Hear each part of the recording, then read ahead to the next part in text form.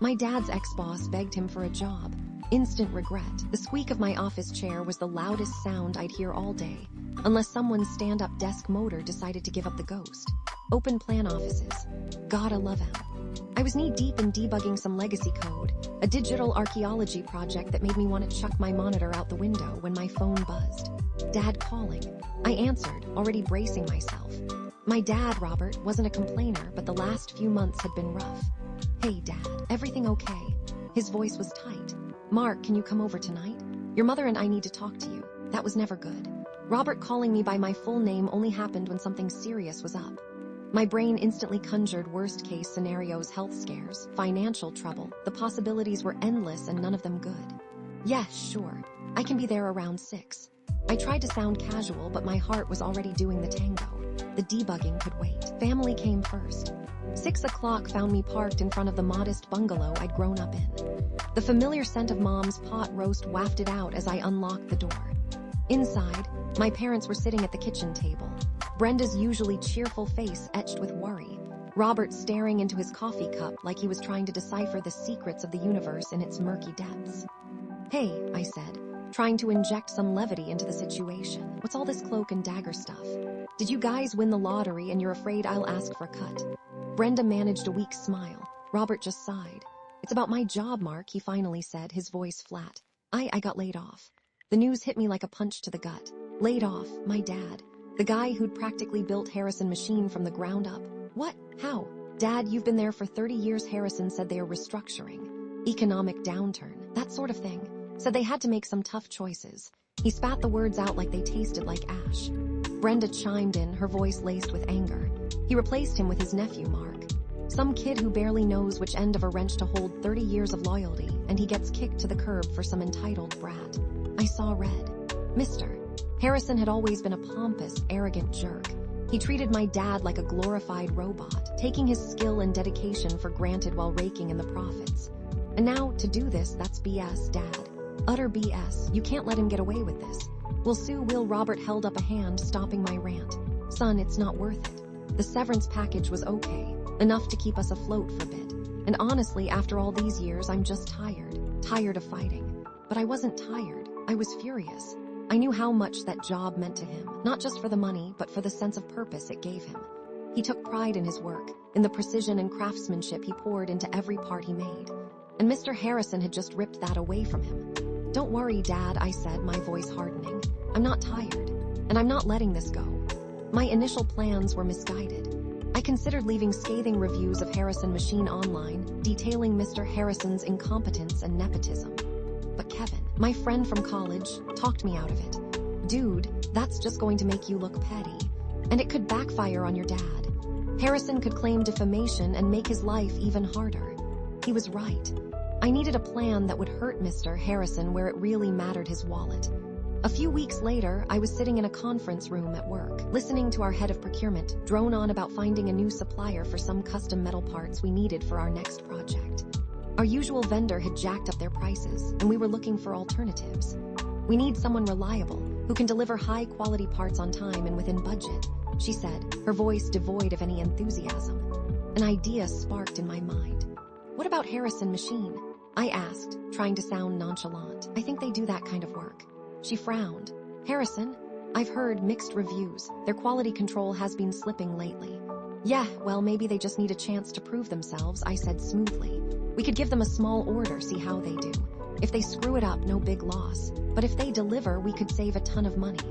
I subtly emphasized the saving money part, knowing it was the magic phrase that would get her on board. After all, everyone loves a good deal. It worked. She agreed to give Harrison Machine a shot, a small, relatively simple order to start. I knew they'd screw it up. Without my dad there to keep things running smoothly, that place was doomed. But a funny thing happened. They didn't screw it up completely. The parts were okay, not great but passable, good enough to meet the minimum requirements. My initial petty revenge had only resulted in a minor headache for my own company. Meanwhile, my dad was sinking into a depression. He spent his days tinkering in the garage, fixing lawnmowers and toasters, anything to keep his hands busy. But I could see the emptiness in his eyes, the longing for the work he loved. Then I got a call. It was Mr. Harrison. Mark, it's Harold Harrison. His voice was shaky, almost pleading. "What do you want, Mr. Harrison?" I asked, my voice cold. "Listen, Mark, I know things didn't end well with your father, and I regret that, I really do. But I'm in a bind here. I heard through the grapevine that you work at Apex Software, and I know you guys need custom parts. I was hoping maybe we could work something out." The audacity of the man who had so callously tossed my dad aside was now groveling for my help. It was almost too perfect. "I don't know, Mr. Harrison," I said, feigning reluctance. "Our head of procurement wasn't exactly thrilled with the last batch of parts we got from you. Quality issues, delays, I know, but things are different now. We've made some changes. I promise we can deliver, just give us another chance." I could practically taste the desperation in his voice. This was it, my chance to really twist the knife. I could string him along, give him impossible deadlines, demand perfection, and watch him squirm. But something stopped me. I looked at my dad, sitting in his worn armchair, watching a baseball game on TV. He looked defeated, broken. Was this what I wanted? To become like Mr. Harrison, a petty, vindictive person who used their power to hurt others? The answer, surprisingly, was no. I didn't want to be that person, but I still wanted to help my dad. That's when David entered the picture. David owned a small but modern machine shop on the other side of town. He'd been trying to poach me from Apex for months, offering me a ludicrously high salary to come and manage his software systems. I'd always politely declined. I liked my job and honestly had no machining software management experience. But one day, during a lengthy lunch trying to change my mind, I mentioned my dad's situation. David's eyes lit up. "Your dad's a machinist, a good one."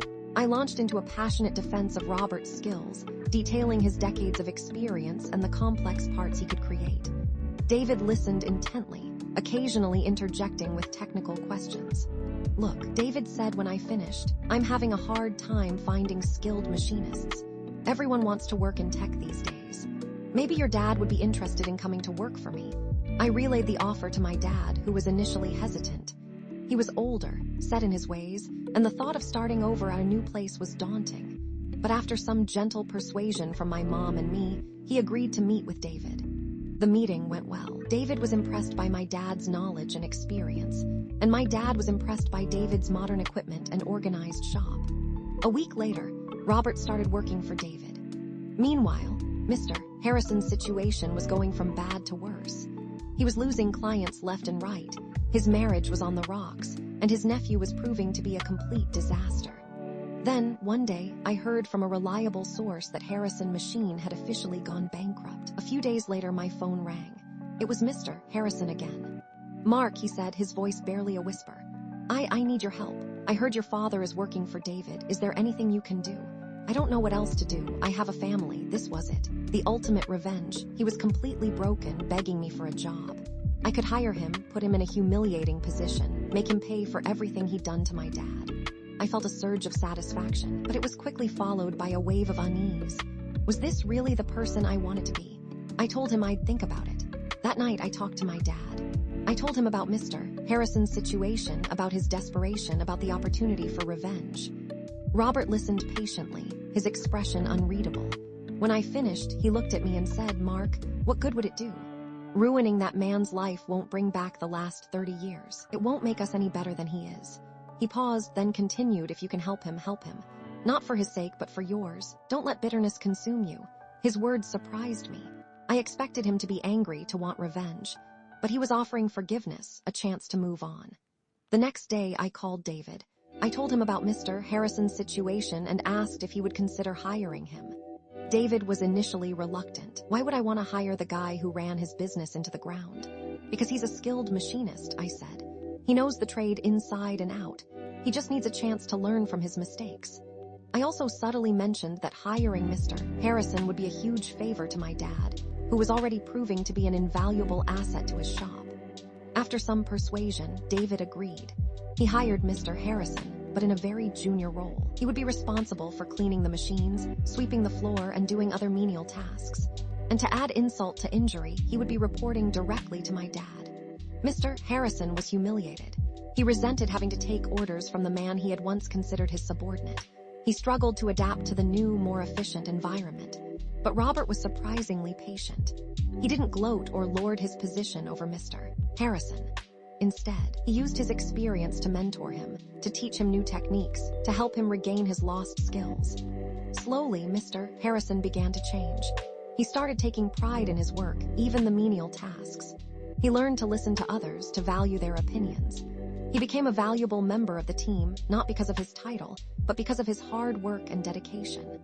One afternoon, I visited my dad at David's shop. I found him and Mr. Harrison working side by side, adjusting a complicated piece of machinery. They were talking, laughing, sharing ideas. It was a surreal scene. Just a few months earlier, they had been adversaries. Now they were colleagues, even friends.